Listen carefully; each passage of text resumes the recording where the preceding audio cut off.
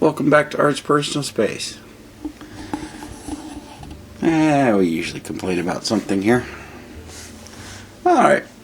Had a conversation a while back with a friend of mine at work, and we were talking about vans. And I've seen some stuff online and different places that people talking about vans, giving them a rough time. Well, yeah, that whole adage of vans and creepy drivers, that comes from,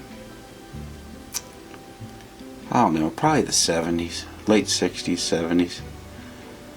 So yeah, if you don't know what the whole creepy van thing is about, ask your parents. They may not want to talk about it, but they probably know. Or ask somebody who's older. I'm sure they've heard stories. So yeah, van gets a bad rap. So, famous vans that you can think of. I can only come up with 4. So, first of all, the Mystery Machine. Pretty much everybody's heard of that one.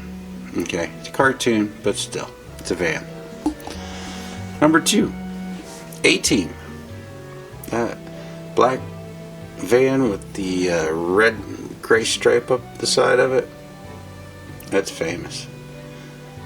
If you haven't seen the show, you've probably seen pictures of the van. So, yeah, people have heard of it. What else? 3 and 4 were a struggle, but I'm talking within a minute I came up with these. Cheech and Chong's van from, I believe the movie's Up in Smoke. Okay. They had a whole 5-minute bit about that thing, so if you've seen the movie, you know what it's about. If you haven't seen the movie, then it's not going to make sense to you. So, if you like their movies, you'll like that one too. But if you like their movies, you've already seen it. So, the movie's what, 40 years old, give or take? Yeah, probably about 40 years old. It's available on video somewhere. Number 4. And this is the most unusual van out of all the vans. It would be Chuck Norris's van from Breaker Breaker. It's the only van I've seen with 4-wheel drive until a few years ago. And then those giant Land Rover vehicles. It's like a Freightliner. Yeah, it's like a Mercedes Freightliner, Sprinter kind of looking thing, but really big. I saw one of those a couple years ago. And right before that, probably about 6 months before, I saw an actual van with 4-wheel drive. Now, I know they exist, but out of all the vans ever made, maybe 2 or 3% of them ever had 4-wheel drive. I'm talking to actual vans, not minivans, not SUVs, but actual vans that offered 4-wheel drive, but very few people had it put in. So anyways, Breaker Breaker. He had a 4-wheel drive van. It's the only one I've ever heard of. When I saw the movie the first time years ago, I'm like, wait a minute, they make 4-wheel drive vans? They do. They did. It was custom order, and they only sold maybe 10,000 out of 30 years, and they sold it to utility companies usually. Why? Because they have vehicles that go off-road. Telephone companies, power companies, and utility-wise, vans, they hold a lot of tools, a lot of equipment, a lot of parts. So they occasionally ordered them with 4-wheel drive, and then trucks were just so much cheaper, they just got it with 4-wheel drive because 4-wheel drive is standard half the time on them. So the 4-wheel drive van was a special luxury for the people that ordered it. Other than that, you ain't gonna find one. So if you do see one, somebody ordered that one. It doesn't exist. So anyways, along with the whole creepy van thing, that conversation I mentioned earlier,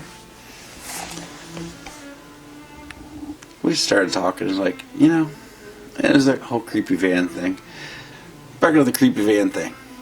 So, anyways, our conversation went along the lines of, okay, if you're going to have a creepy van, you're going to have the little black window in the back of it. And so if you remember seeing old vans, they came with these little cutout windows. and people were converting them over to like say camper, but it's not really a camper. So like these people that are boondocking in vans, yeah, these people were living out of those vans. They cut holes in the back, put these round windows just to let light in. It didn't open, didn't let any air in. They leaked, but they didn't let any air in. So yeah, they had it to let light in, and it was a bubble. It was a round bubble that stuck out of the side of the back of the van. And then in the 80s, they started making conversion vans. They had a few campers in the 70s and stuff, but they weren't that popular. In the 80s, they started making conversion vans, and the conversion vans turned into mini campers. So yeah, late 80s, 90s, you had a lot more options for vans. Anyway, back to the creepy van. You got the little window. Check one. Check two. The mural. And I've made a short little video just to show the mural. Actually, mural's coming or whatever, but it's just a example of said mural. Maybe we'll play that right now. Let's give it a break and we'll be right back. Okay, creepy van. Here's the first outline. Kind of standard van. Second one is if a van was in Tron. Third van, more common, more of a package vehicle. FedEx, other companies use those. Oh, good God. The camper van. Oh. This is more of a panel van, more of a delivery truck. Not your common one. Most people don't own them. It's usually a business vehicle. Murals. For our purposes, this vehicle worked fine. Here's another selection. Perhaps you're into dragons. Fire-breathing dragon. Another fire-breathing dragon. A little bigger. Oh, flying fire-breathing dragon. There you go. That's a winner. Oh, there you go. A lighthouse in the ocean. It's a good mural for the van. And here we have wolves, the barbarian, and a flying dragon. More wolves and murals, not on the van, but could end up there. And wizards. Of course, you have to have the mural of wizards. It goes with the little round window in the back of the van. Okay, welcome back. So, hope you enjoyed the short video. Perhaps it was instructional, probably not. It was just made to be fun. Hope you enjoyed it. So, going on, creepy van. We've got small window, the mural, and yeah, they're just generally kind of ugly too, and they look lived in. Amongst other things, yeah, you really don't want to see your daughter get picked up on her date from somebody driving a van like that. No. Don't imagine the horrific thoughts you may or may not have when you see someone come to pick up your daughter in the van. Yeah. Could be traumatizing for some parents. The thoughts they could have. The prefix of grand parent comes to mind for them. Yeah. So yeah. If you're going out on a date and you're going to meet the family when you pick her up and it's a first impression, don't drive a van. Probably won't go well for you. Maybe someone's got better stories about that. I've heard things. Haven't seen it. I've heard it. So,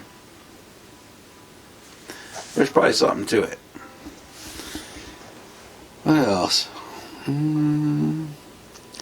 Yeah, that's pretty much it. On the short term, creepy vans. That's it. Alright, thanks for watching Art's Personal Space. Have a wonderful day.